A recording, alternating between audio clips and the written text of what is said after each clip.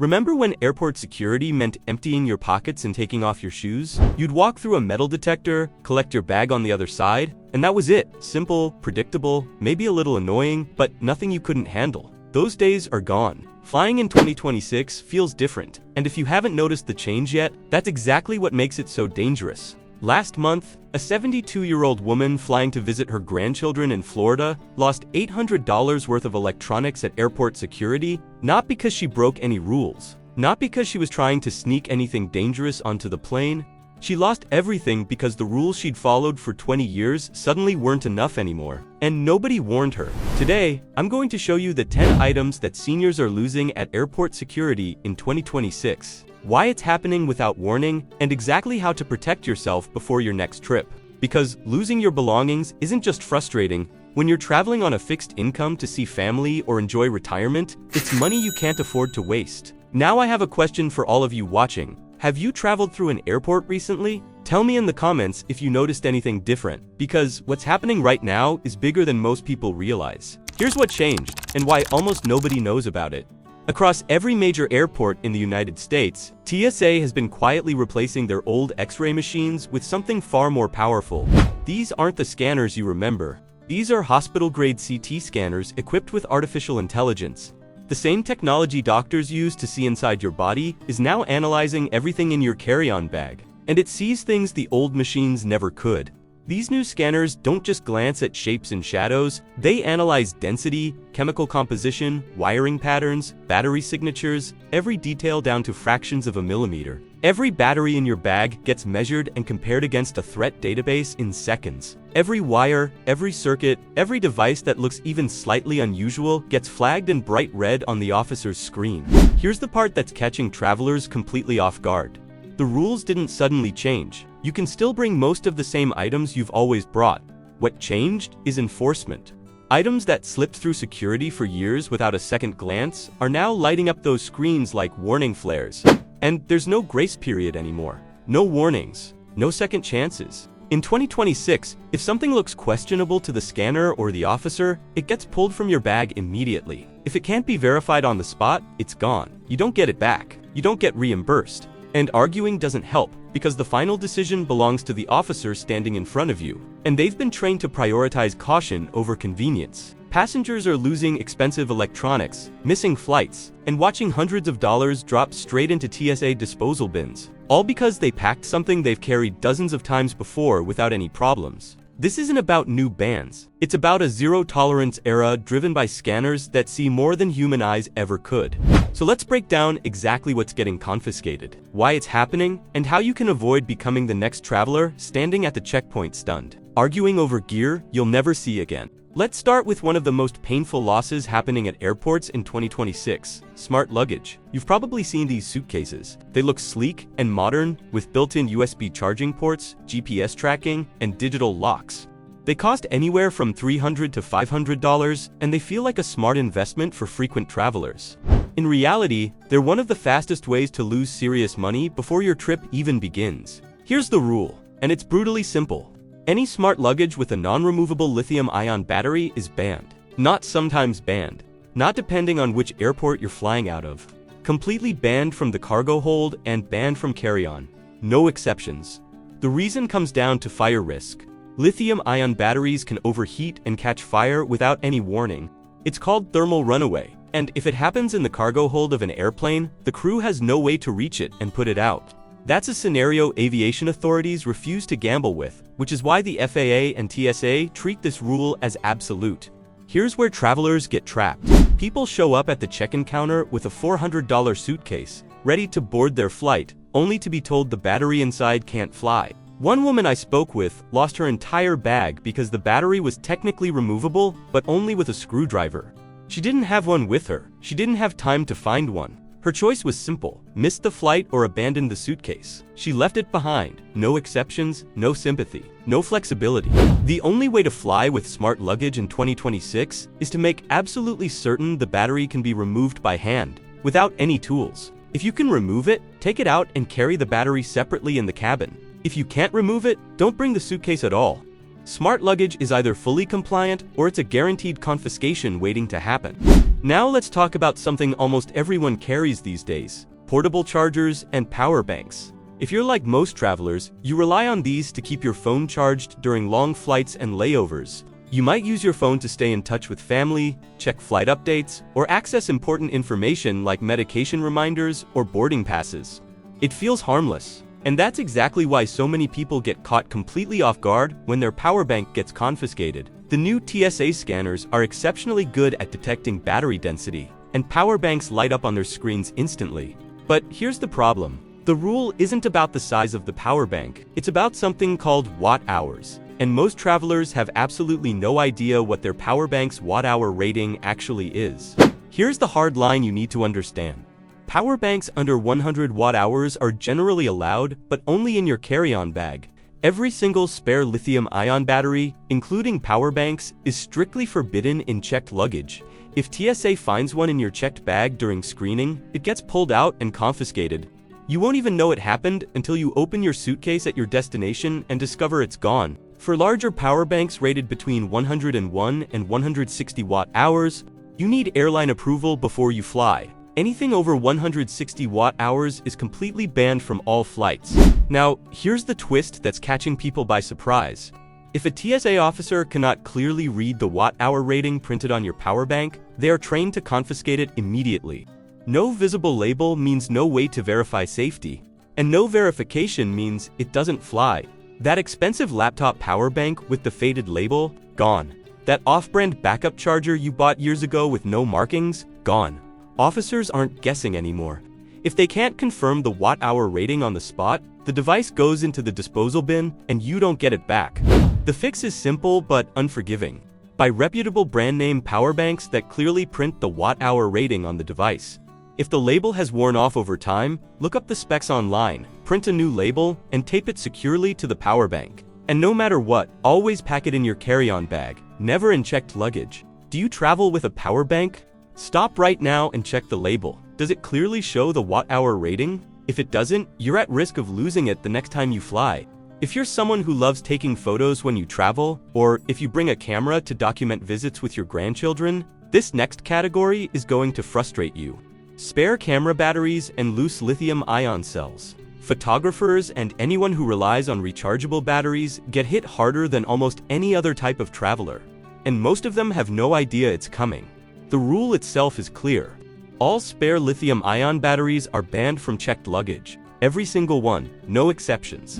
The reason is straightforward and serious. Loose batteries can short-circuit if their metal terminals come into contact with other metal objects in your suitcase. Keys, coins, zippers, anything conductive can trigger it. When that happens, the battery can overheat, catch fire, and cause a catastrophic incident in the cargo hold. TSA will not take that risk. But here's where even careful travelers lose their batteries. Even when you pack spare batteries in your carry-on bag, which is the only legal option, you are required to protect the battery terminals. That means keeping them in their original packaging, taping over the terminals, placing each battery in an individual plastic bag, or using a proper battery storage case. What doesn't work is tossing a handful of loose camera batteries into a pouch or a side pocket and hoping for the best. The new CT scanners can instantly identify the chemical signature of lithium-ion batteries. When the scanner detects multiple unprotected battery cells grouped together, that triggers an automatic bag check. If those batteries are found in your checked luggage during screening, they'll be confiscated on the spot, and you won't even be there to explain or retrieve them. You'll just find a little TSA inspection notice in your bag when you land, and your batteries will be gone. Photographers, especially those traveling to capture family moments or special trips, carry more batteries than the average person. And in 2026, the excuse of "I didn't know" doesn't slow the process down one bit. If your spare batteries aren't properly protected and stored in your carry-on bag, you're playing a losing game before you even reach the airport. Now we're moving into a category that surprises people because these items seem so innocent. Cordless hairstyling tools, electric razors, and personal grooming devices. These are things you've probably packed 100 times without giving them a second thought. But in 2026, they're getting flagged at security more often than ever before. And the reasons vary depending on what powers them. Let's start with cordless curling irons, hair straighteners, and compact travel stylers, because if your device runs on a lithium-ion battery, It's subject to the same scrutiny as every other battery-powered electronic. That means it should be packed in your carry-on, not checked. But there's an additional concern that's catching people off guard. TSA officers are now looking at whether the device could accidentally turn on inside your bag. If an officer believes your styling tool could heat up while packed, even if it's powered off, they have the authority to confiscate it. No locking mechanism, no protective case, no clear way to prevent activation. That's all it takes for them to decide it's a risk. Now, let's talk about the really confusing part. Butane-powered styling tools. Technically, TSA rules allow one butane-powered hair tool in your carry-on bag, but only if it has a safety cover over the heating element. Spare gas cartridges for butane tools are completely forbidden. Here's the problem. Enforcement of this rule is wildly inconsistent. Some airlines have their own policies that ban butane tools entirely, regardless of what TSA says. Some TSA officers aren't comfortable with the rule and don't want to take the risk, even when the device is technically allowed. Travelers have reported losing perfectly compliant butane curling irons simply because the candor officer at the checkpoint didn't feel confident letting it through. And that brings us to the key reality of 2026. Risk. If a TSA officer is unsure about an item, if they have any doubt at all, that item doesn't fly, period. Their authority is final, and arguing about technicalities won't change the outcome. Electric razors fall into a similar gray area. Most of the time, a modern, clean name brand electric razor passes through security without any issues. But older models, off-brand devices, or razors with any visible damage, cracked casing, electrical tape, corrosion, swelling, anything that looks worn or modified, those details matter to the scanner. On a CT scan, a damaged electric razor doesn't look like a grooming tool. It looks like a dense cylinder containing a battery, wiring, and a motor. And that combination triggers extra scrutiny. If the device looks questionable in any way, TSA pulls your bag for inspection. Once it's out and the officer is examining it in person, they have to make one decision. Is this clearly safe? If the answer isn't an immediate and confident yes, the device gets confiscated. Not because electric razors are banned, but because the officer can't be certain the item isn't a threat.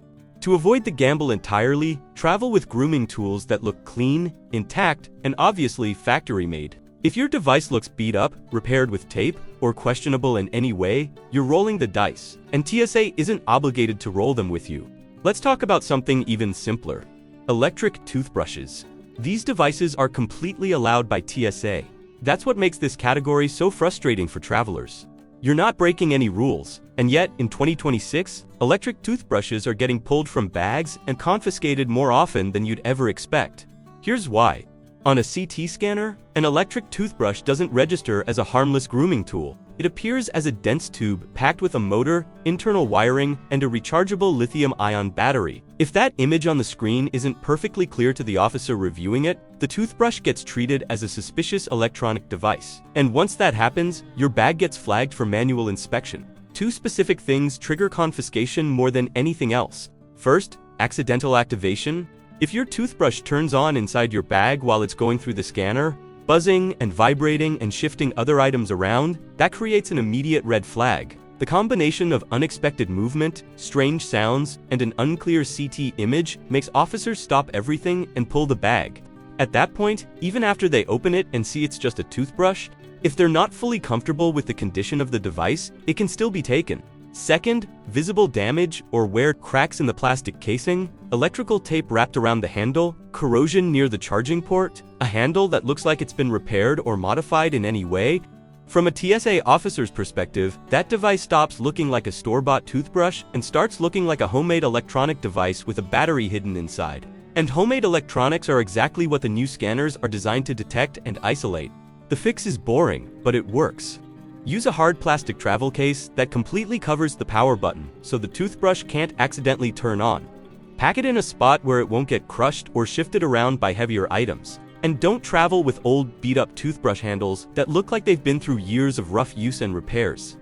In 2026, the version that consistently makes it through security is the one that looks clean, intact, and unmistakably normal. If you vape, or if you know someone who does, pay very close attention to this section. Because this is one rule you absolutely cannot bend, not even a little. Vapes and electronic cigarettes are one of the highest priority items for TSA and the FAA in 2026, and the policy surrounding them is completely non-negotiable. You can never, under any circumstances, pack a vape, e-cigarette, or any electronic smoking device in your checked luggage, ever. This isn't a warning level rule. It's not something they'll let slide if you forgot. It's a zero-tolerance policy, and violating it can have serious consequences. The reason for the strict ban is a double-risk scenario. Vapes contain lithium-ion batteries, which we've already discussed as fire hazards, but they also contain liquid, which can leak, spill, or pressurize unexpectedly in the cargo hold. Together, those two elements create a risk that aviation authorities absolutely will not accept. So, here's the only legal way to fly with a vape. It must be in your carry-on bag or on your person. You cannot check it. And even when you pack it correctly in your carry-on, TSA requires you to take steps to prevent the device from accidentally turning on during the flight. That means powering it completely off, engaging any locking mechanism it has, or removing the battery entirely if the design allows it. Vape liquids are subject to the 311 rule, just like any other liquid. Each bottle must be 3.4 ounces, or 100 milliliters, or smaller.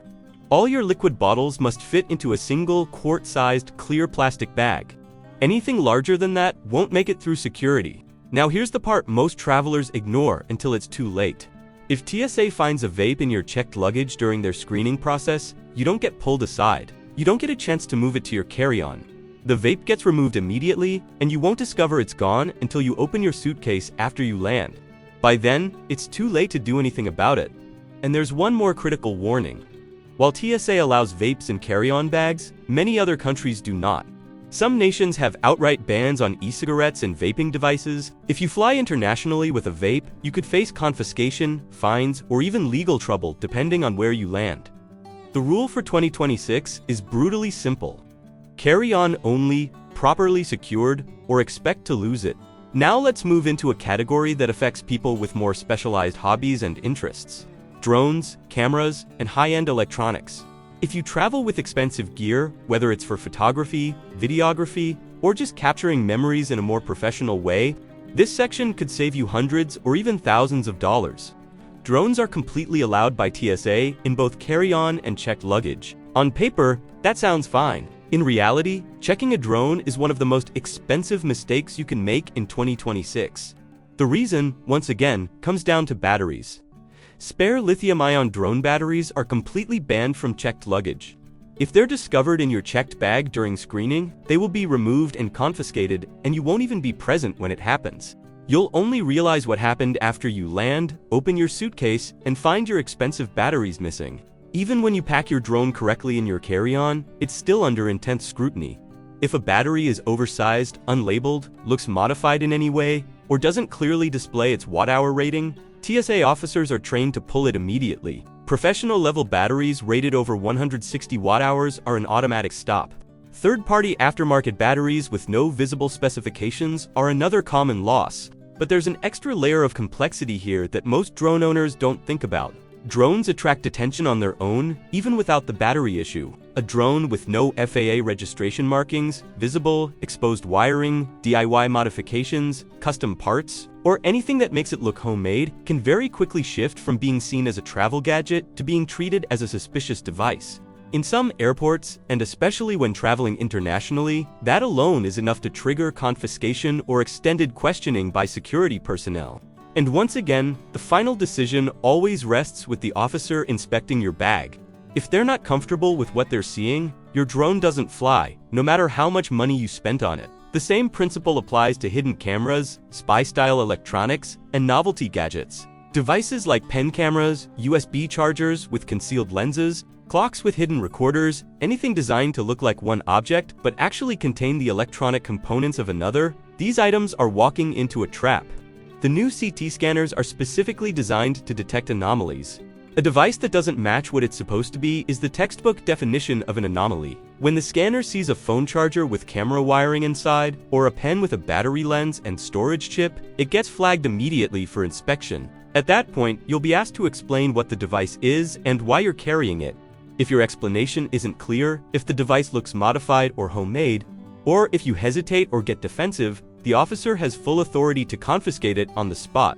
From TSA's perspective, disguised electronics represent a potential threat, not a harmless novelty. Even if you have a completely legitimate reason for carrying the item, you're inviting a level of scrutiny you probably don't want. In 2026, drones and specialty electronics need to look factory clean, fully labeled, and completely battery compliant. Anything else is a very expensive gamble. Here's one last item that catches people because it sounds modern and safe. Rechargeable plasma lighters, also called arc lighters. These devices are often marketed online as TSA friendly or approved for air travel. In 2026, that marketing claim is dangerously misleading and it's costing travelers money. Here's the reality. Traditional disposable lighters, the kind you buy at a gas station, are generally allowed in carry-on bags. One lighter per passenger. Plasma lighters are different. They're battery-powered devices specifically designed to generate intense, focused heat. That combination of lithium-ion battery and high heat capability makes both TSA and the FAA extremely cautious.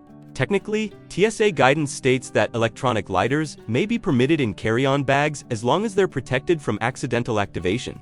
But here's the problem. In practice, enforcement is completely inconsistent. At one airport, an officer might wave it through without a second thought. At the very next checkpoint, the exact same device goes straight into the confiscation bin. Why does this happen?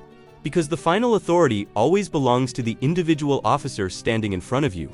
And in 2026, officers are trained to avoid risk, not to debate the finer points of policy with passengers. Anything that contains a lithium-ion battery and exists solely to create heat gets extra scrutiny. With the heightened focus on battery-powered electronics this year, plasma lighters are being confiscated far more often than travelers expect. The safe move is simple. Skip the rechargeable gadget, stick with a basic disposable lighter. It's cheaper, it shows up clearly on the scanner for what it is, and it's far less likely to be taken.